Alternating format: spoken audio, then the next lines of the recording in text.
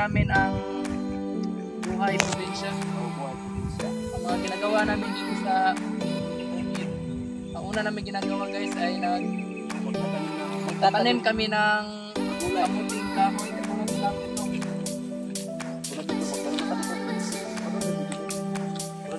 Tatanong kami para nakatanim kami. Ayan po. Siyempre, inaano pa namin. Balanghoy. Ano ito kamuting kahoy ang tawag dito sa amin guys. Kamuting kahoy nga pala tawag dito sa amin. Pa namin ginagawa dito sa bukid guys ay nangunguha kami ng panggatong katulad na lang ng kahoy. Ito po.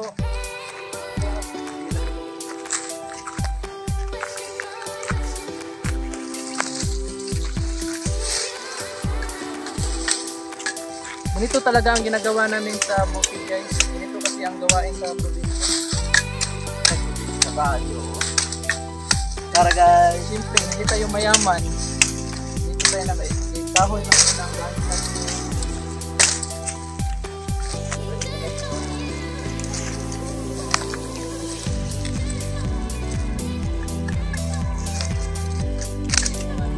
Ito guys, kunti lang yung nakuha namin kasi nga masyadong kahoy. At ihahatid pa namin dun sa sa may bahay. Doon kasi kami Pumupunta. Ito po yung view ng bukid namin guys.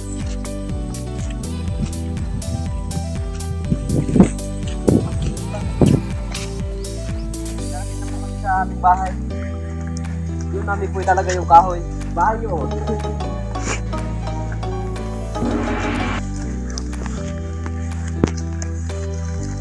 Ay, sobrang hirap talaga namin.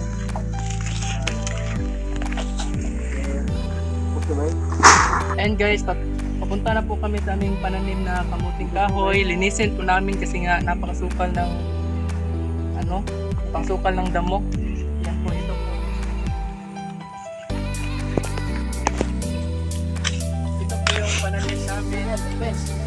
Napakasukal po guys. Madaming damo. Kaya, ito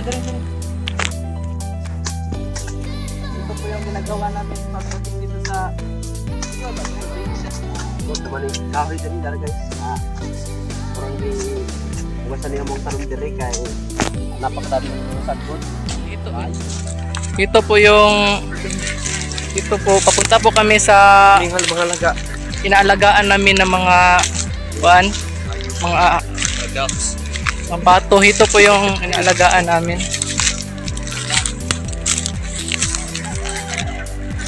Punta kami. Ito po. Ito sila. Ito yung mga inaalagaan namin. Ang lalaki na. Ito yung mga inaalagaan namin. Sa farm namin. Ang lawak. Ang daming Ayan. Ikon.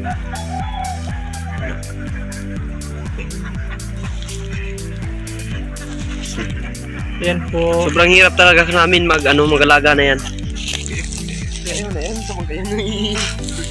Yan. Yan po. Kami nagtanim. Ayan po na itanim namin. Ito, pauwi na po kami. Napapagod. Papunta na po kami sa bahay doon po. Yan po ang aming bahay.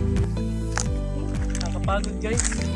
Hirap talaga kapag nasa bundok ka. Ito yung kabuwiran na rin. Ito po yung kabuwiran namin. Ito po yung mga tinanim namin. Pagkatapos lang namin. Guys, muspong na po yung mga pananim namin na kamuting kahoy. Aanihin na po namin to sa susunod na buwan. Ayan po, malaki na sila. Kaya malawak ng pananim namin. Kami po nagtanim dito. Tinanim pa namin to sa nakaraang